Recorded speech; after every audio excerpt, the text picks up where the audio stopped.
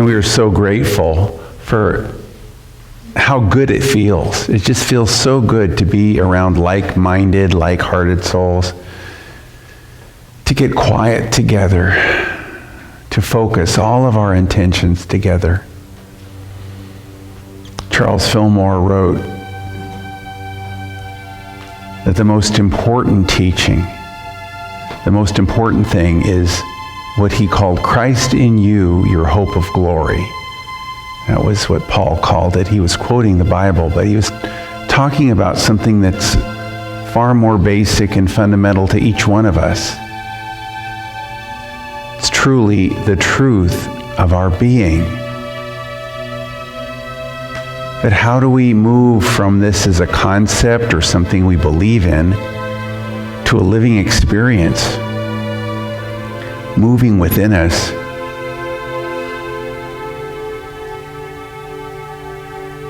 Well, first we have to let go of everything that it is not. The past is an illusion. It does not really exist, and we let go of the past. The history of who we thought we were and that personality self, the fact that we think that we're a woman or a man or a resident of a certain location, a certain place, had a career, part of a family, all the past. We just let go of everything that we identified ourselves with in the past. And we let go of the future.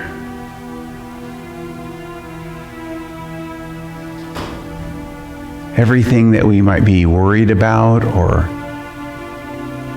what if and could this be, we just let it all go. Because in this moment, it does not exist. And so we just release the future as well. And now we rest our hearts in the present. But not the present in the sense that it's this time with sensations and emotions and thoughts and appearances. We let go of what we thought was the present, and we just rest in our heart, in the now, as the now.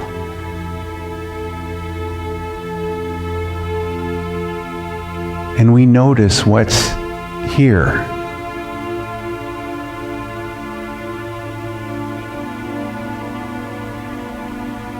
Is what is here far away? No, it is right here, now present.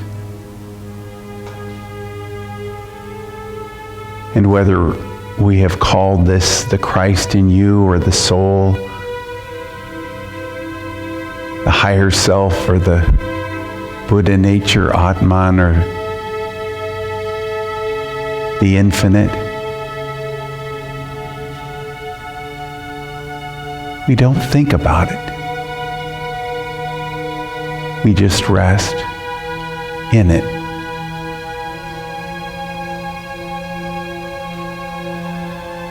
And we recognize this presence as who we are when the past and the future and all of our identifications and attachments have been released.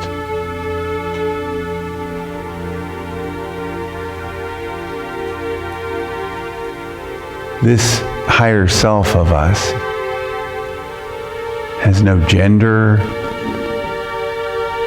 no creed, no religion, no beliefs. It simply is. And I simply am. This is the truth of my being. as I let go of everything that separates me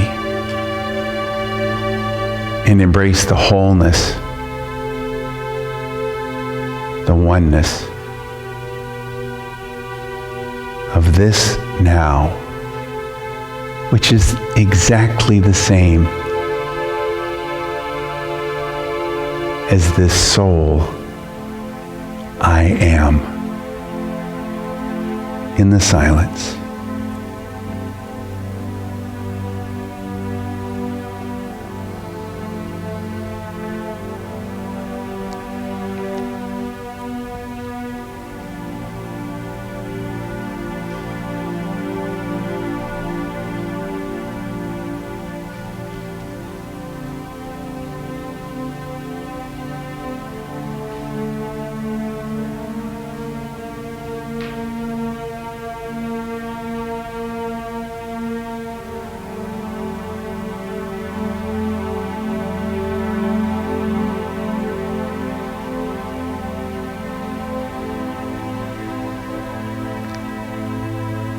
This presence that I am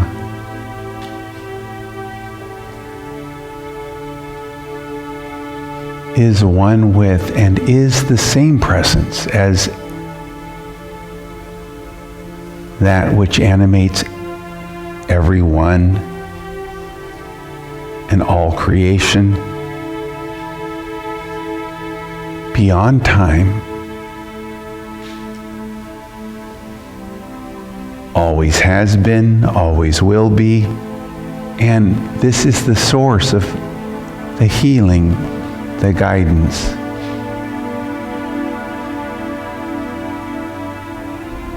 And all that is,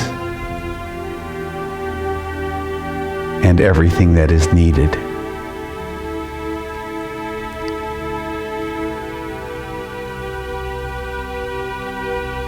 And I remember that I can always just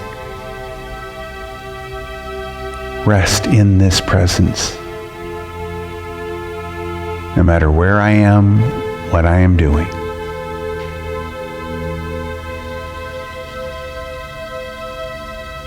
And this gives me a feeling of deep peace. And I say thank you.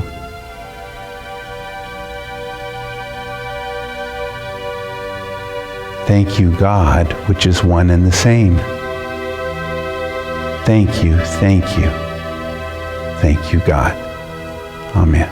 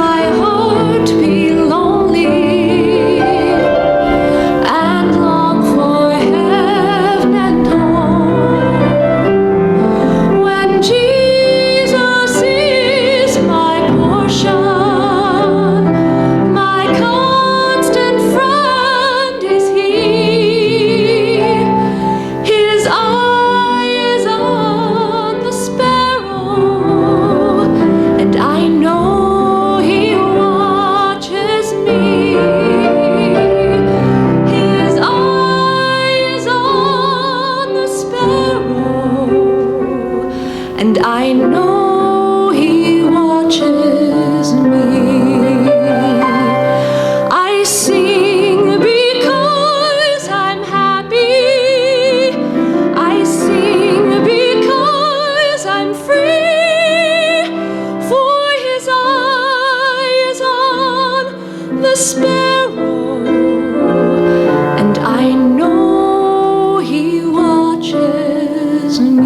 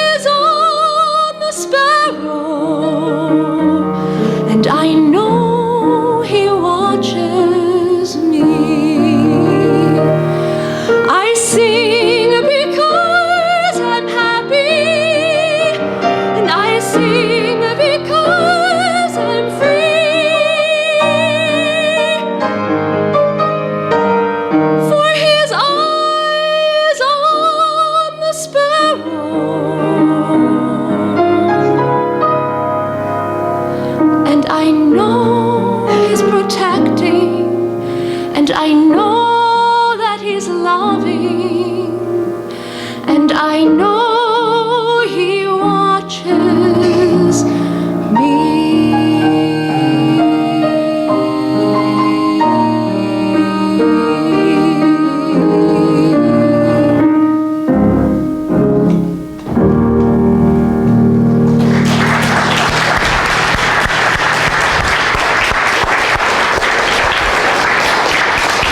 Bree, you just had the touch with that. That was beautiful. Thank you. And Sean, you've got the touch on those keys. Thank you. Oh, so I haven't seen you since last year. I haven't seen you since before Christmas. And before Christmas, we were talking about setting an intention. We were talking about kindling the power of desire, remember, at Thanksgiving time, and then setting the commitment, the intention at the time of the birth of Christmas. And then I said something was coming up at New Year's, and do you remember what that was? It was the act of will that brings it all out and brings it into expression. Brings all of that. And again, without getting too metaphorical on you, the seed thought, when the conception of your New Year experience is in that gratitude, that focused energy that we were celebrating at Thanksgiving, and it is then gestated and is given birth at Christmas. And this is a cultural event. It's millions and millions, if not billions of people. And then as that birth is taking place of that higher intention of your next spiritual step, then you focus your will and you back it up with your will, and that moves you into the new year of your new experience. So it's desire, commitment, and will. So here we're talking about will. We're talking about setting your will into place so that you can move into a new year where that desire of your heart, expressing as your commitment for 2023, rolls out. Now, people who weren't here or haven't thought much about it say, commitment, what's he talking about? Commitment for 2023. And some people are saying, well, he's talking about my goals for 2023. And those are just fine, but I'm not talking about those. I used to set massive, voluminous goals. By the way, I'm not against goal setting, but I mean, that's what I did every New Year's. And I remember one time I was sitting in a fast food place on Colorado Boulevard just before the Rose Parade. I lived a block away in Pasadena, California, and I had a big stack from years past of all my goals, my goals. And this woman, the next booth over, said, "What are you, a college student?" And of course, I was long past that. I said, "No, it's been a long time." "Well, what are you working on? Is it a work project?" I said, "No, these are my goals for this coming year." She says, what do you mean goals? What do you mean? Well, these are my intentions for the coming year? No, I don't know. Well, you know, have you ever heard of New Year's resolutions? And she looked at me and she said, "Wow, you must have really been bad." There's nothing wrong with goals, and your goals will roll out from the core intention that's spiritual. And there's nothing wrong with New Year's resolutions. Maybe you don't want to eat donuts, or maybe you want to not criticize people, or whatever it is that you got in your New Year's resolutions. That's fine too, but if they're going to have any chance of succeeding, they have to come forth from that core intention. You've got to come forth from something. Now, in our meditation, we experienced that something. It was experienced as and through the truth of your being, as and through the silence of you. People say, well, how do I access this truth of my being, this abstract something? I believe in it. I come to church and I sing and talk about it and listen about it. I read things about it. It's kind of out here somewhere, and maybe I'll come into understanding of it in the future sometime. But it's a here and now possibility. It's a here and now opportunity. It's a here and now experience. It's got a lot of names. Oh, we've got as many religions and names as we have cultures in the world, and then some. But it's the truth of your being, and it always was there, and it always will be there, and everything comes from it. And in that meditation experience, hopefully you got quiet enough to experience something. And that experience of something and you are the same thing. That's who you are. You say, well, wait a minute, I'm Greg. I drive a Honda, and I have these, this background, and I'm that X number of years old, and all those things. But that's your personality self. That's the vehicle that you use to get here. That's the vehicle that you use to get through space and time to this moment when you awaken to the truth of your being. And you say, oh, that sounds pretty far away, that awaken to the truth of my being. That's very abstract, and that's fine for you. You can talk about it, and that's why we pay you to talk. You can talk to us about that. And no, this is who you are. It's who you are at the essence of your being. And you access it through what? Through being quiet. Just being quiet. Silence. The truth of your being is experienced when you take everything in the past and everything in the future and everything that you think is what's going on in the present, but it's just thinking. It's just an intellectual construct of stuff. And when you let all that go and you get quiet, there's something there. It's what people experience with their near-death experiences, and they've dropped the body, and they've dropped their emotions, and they've dropped their beliefs, and they're there, and they're in their near-death experience, and it feels really interesting, and they don't usually want to come back. It's so nice.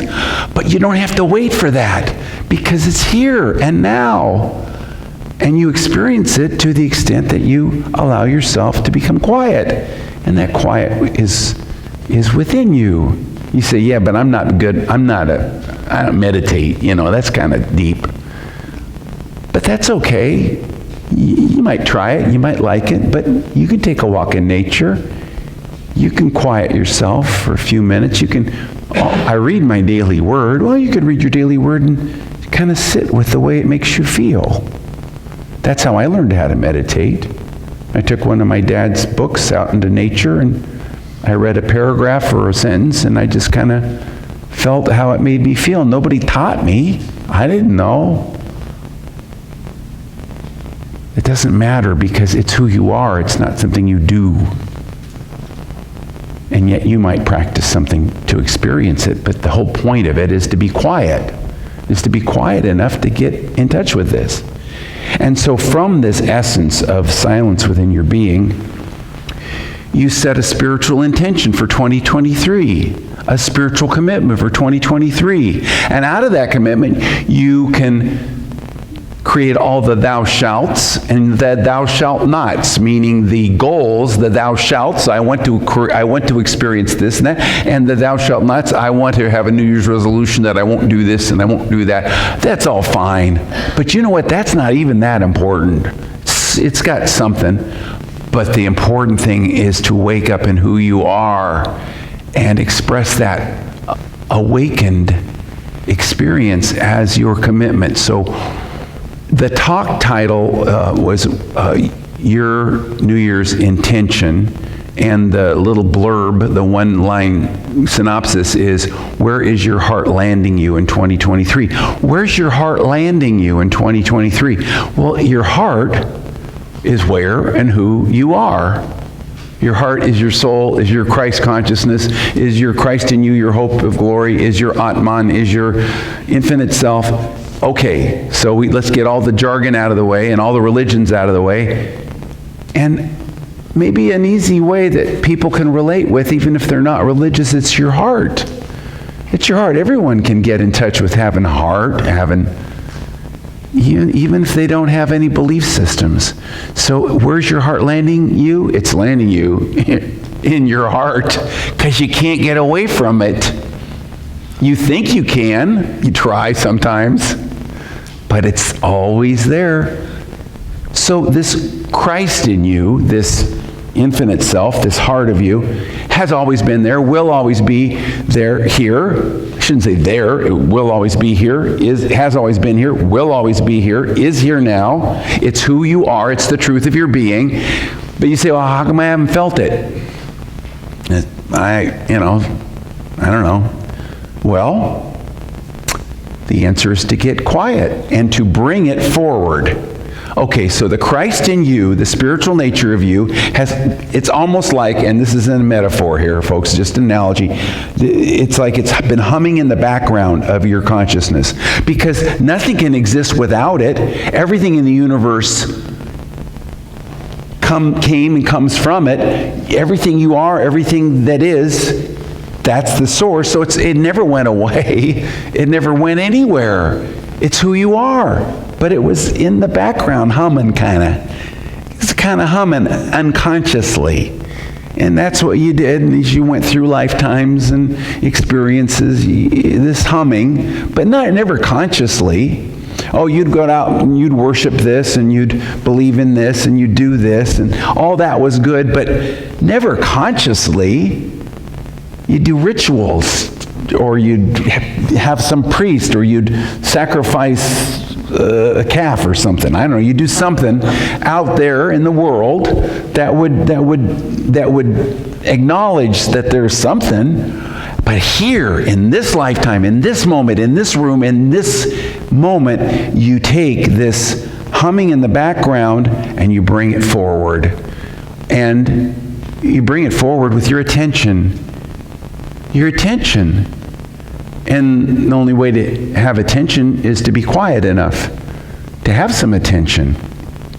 And whether you spend this entire talk kind of zoning out and tripping out and I don't know what he said, I don't know. Or whether you're hanging on every word, and I know people, they take notes and things, nothing wrong with that. It doesn't matter, because the only thing that matters right here and now is to take this and bring it forward. To bring it forward with your attention, which comes from being quiet enough to experience it. Okay, so that's what I want you to come away with here, is then where's your heart landing you? Where is this that you are calling you to intend in 2023. And I shared a couple weeks ago, 3 weeks ago, that my intention, my commitment for 2022 was to quiet my mind and listen with my heart.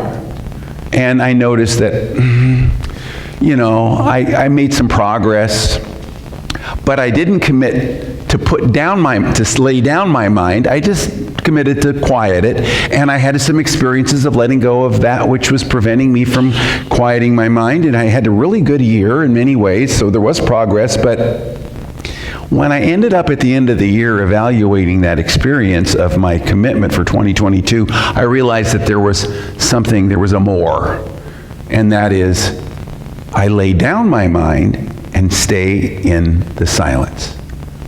That's for me. I'm just telling you what mine is. But what that means is really experiencing that silence so that truth of my being is my every moment experience. Now you'll say to yourself, well, I'm not going to do that. Whatever my commitment is, I'm going to screw it up. There's something I'm going to do.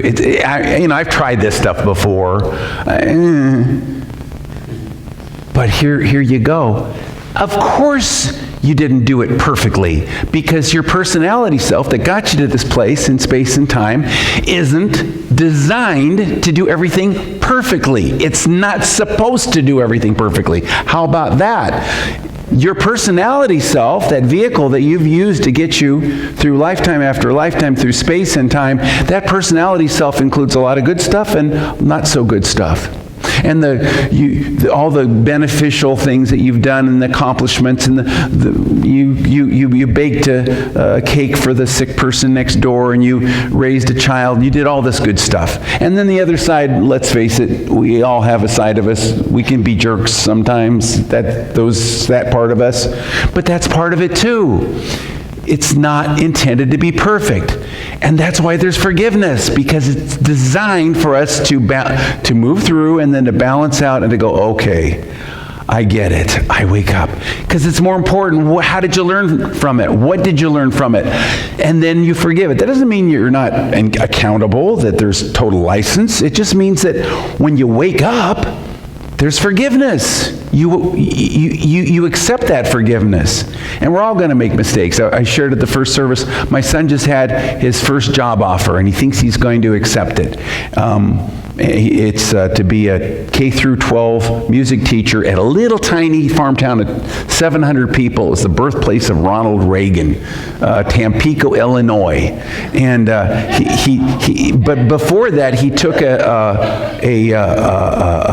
job interview of a place that didn't give him the job. And that job interview, he texted me afterwards, and he really kind of wanted that job. And he said, I don't know, the music teacher had a funny look on his face the whole interview, but maybe that's just his face. And 5 minutes later, oh no, I buttoned my jacket under my tie. So my tie was hanging out the whole time. And of course, that's not why he didn't get the job. We make mistakes all the time. We all do. And where he needs to be is where he's going to be. And you are taken care of. Oh, that his eye is on the sparrow. You're watched. You're taken care of.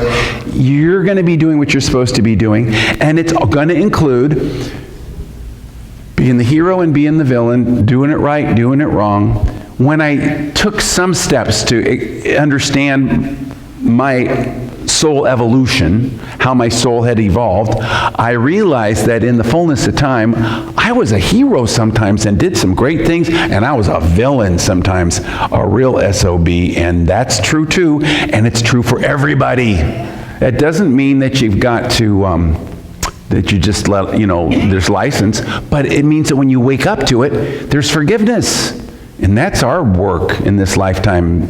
And once we realize that's true, then we can let everybody else off the hook and realize that everybody else is in the same boat we are. And that's okay. So, bringing it back to the intention of your year. And that intention isn't going to be done perfectly. So you might as well just up front going into it recognize, hey, I'm not going to do this perfectly, but I will observe myself. I will observe my personality self as I do whatever, and I'm going to forgive, and I'm going to learn from whatever mistakes I make along the way. So do you know, I'm asking you inwardly and quietly, silently within your being, do you know what your intention is, your commitment is for this coming year? I've been talking about it the last few weeks, and the good news is that you can come up with one, a provisional one. Because, it's always people who go, oh my God, I got to come up with, it's got to be just perfect. It's got to be just right. No, you weren't listening to what I just said the last 10 minutes. It's not going to be just perfect. But you can come up with a provisional one that's good enough that you can work with, and then maybe you'll change it down the road. But come up right now from the silence of the truth of your being, that infinite self that you're bringing forward into greater visibility through your attention, and it speaks, it brings forth this intention, this commitment. And then write it down and sign it. Go home and do that. And then watch what happens over the next year, because I did that last year, and I had all kinds of incredible experiences, and I was carried along with it. So this isn't just some nice thing to listen to or an empty exercise. This has power. It has potency, and you will move. Your soul will move. Because, why? Because it's the nature of your soul.